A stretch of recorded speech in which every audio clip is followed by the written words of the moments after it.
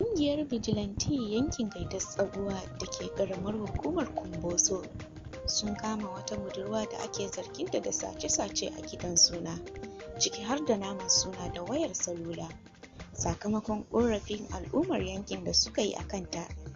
Kwamandan Vigilante ɗin yankin, Shekarau mai lakabin Cinnaka baka san na gida ba, ya bayyana cewar sun gurfanar da ita a gaban kwamitin unguwan domin kiran iyayenta su mata gargaɗin kada a sake kama ta, idan kuma sun ki za a gurfanar da ita gaban kotu.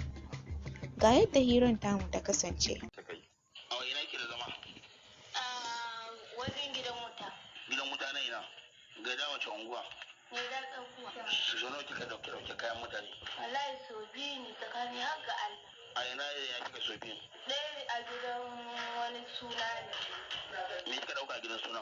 Nama ne kawai na dauka ne, shi na aka ce na haɗa da 1,000. Da 1,000?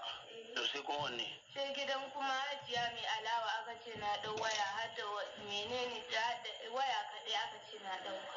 To da aka bibiye ki an samu waya a hannunki ko ba a samu ba? An samu. A ina kika aje wayar? Sai a gida na ajiye ta. Gida ina? Gidanmu.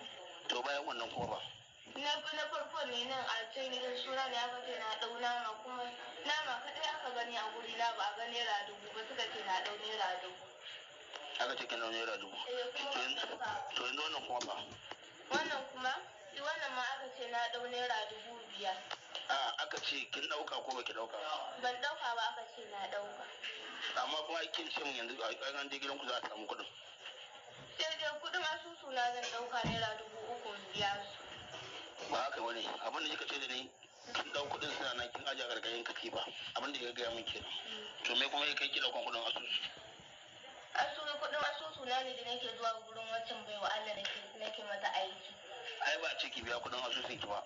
Magana da aka kin dauki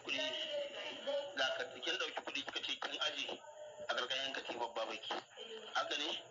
To saboda haka kuma kin ce yanzu an je a samu wani kuɗin gargayin katifar babaki. To me ya da kuɗin asusun ki?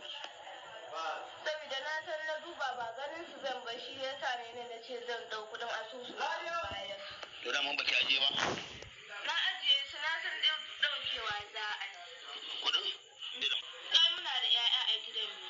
A gidan naku? Akwai wanda ka sani ka ajiye? Na san ƙanina ne mai wani zai iya shiga ɗakin, kuma yana gani na wannan. Yana ganin naki ne ita zai dauka?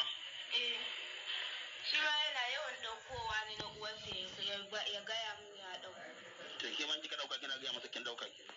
Duk wanda ya dauko kuɗi a wani gurin yana faɗa yana gaya dan uwansa na dauko kuɗi kenan. Haka ne? A jibo da baki haka ne? Kin ba wani kuɗi a cikin kuɗin, kin ba wani ne ko kin ba manzir din kidi ba ki ba manzir wani abu ne cikin kuɗin? Ban ba shi gobe. To ya ga kuɗin suka zama 3,000. Ai a cikin kuɗi na zan dauka ne na in biya ni. To su wayancan kuma ba? Wancan saboda na san ba samu zan yi bane nan a gurin. In akwai ne ka ba ajiyar kuɗin kenan? A'a ba kowa ba ajiyar. To kuma an je an gansu ba? Shi kenan. Sai a biya su an gani. To yanzu kina gaya mun cewa kuma za a tafi ɗauko kuɗin kuma kin tana wasu na gurin Hawwa mai fura, a ina take? A Zawa ciki. To ya kai kuɗin ya je wajen ta? Da dama ta zo unguwar ne. Da ta zo unguwar sai kika ba ta ajiya? Tana ɗauka. In ta ɗauka tana baki ajiya? Wani sa'in tana bani, wani sa'in dai ta gaya min. Mun kuma samu kasarin samun shi kansa kwamandan wannan yanki na shiya na yankin Gaida da kewaye, wato Cinnaka baka san na gida ba. Za mu so mu ji cikakken suna. Sunana Cinnaka baka san na gida ba, kuma ni ne area commander na Gaida Tsakuwa da ke zan makaɗa Zanwan. Kuma wannan bai ba da muka samu take wannan kuɗi.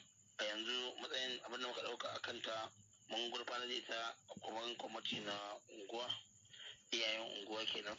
Saboda ka za su kirawo iyayenta su zauna da su yi mata gargaɗi na farko da na biyu da na uku. Idan muka mata na uku, to za mu gabatar da ita a gaban hukuma in Allah ya ta. Amma muna mata fatan Allah ya sa ta shiryu daga wannan. Allah ya kyauta.